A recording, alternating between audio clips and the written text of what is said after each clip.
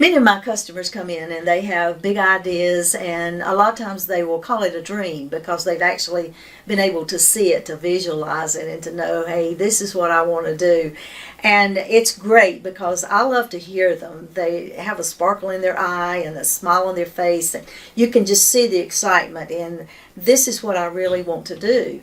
However, in that too, sometimes they have several different ideas, and even looking at the board that I have that talks about home-based businesses, they might even start asking me, well, what do I have to do to start that?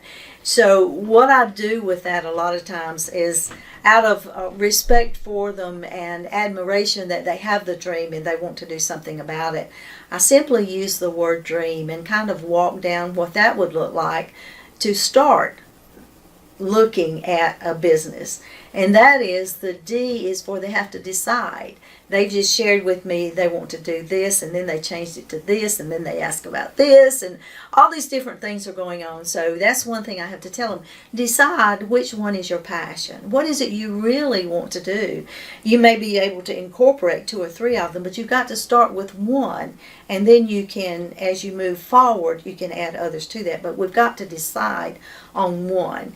And then once we decide on it, then let's research it.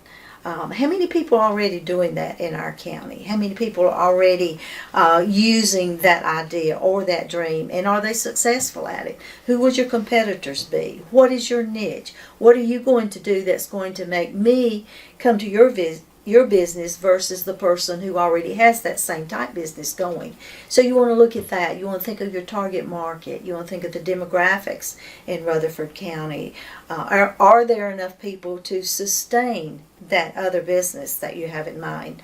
And then when you do that, you can think about enlisting people. That the first person that I would think about enlisting, especially if I'm married, would be my wife or my husband, and to make sure that they're on board with this. You know, sometimes somebody gets a dream and they think, I'm going to do this, and they just run out and decide to do it and forget to see if, their significant other is going to be on board with this and is willing to be a part of that, because a business most of the time is 24/7. And that's for the whole family. Everybody's involved. But you want to enlist the family support. You want to enlist your friends' support. You want to see where they are with your idea and if they're supportive of it. And then once you do that, you want to ask.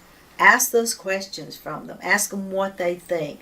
Ask people who have been in business, or in business, specifically someone who's in a similar type business. Ask those questions and see what those answers are. Because each time you do that, as you're keeping that information intact and you begin to look at it on paper, it's a lot different on paper than it is many times in your mind as you're thinking about it. It becomes a clearer vision. It becomes more centered around what all has to be done. So asking the questions, and then in the M is just saying, okay, you've done this. You've decided where you want to go. You've researched it. You've enlisted other people. You have asked all those questions, and now you're moving forward. And moving forward simply means that you've just got more work to do. That means it's time for you to write that business plan, put that down, get that marketing plan in, how you're going to market, how you're going to communicate it. And then as you look at your budget, are you going to be able to do it? Can you take the risk? And that's where, as a small business center director, I can give you some help with that and give you some referrals. And that's what we do. I'm Faye Bishop, Small Business Center Director at Isothermal Community College for both Rutherford and Polk County.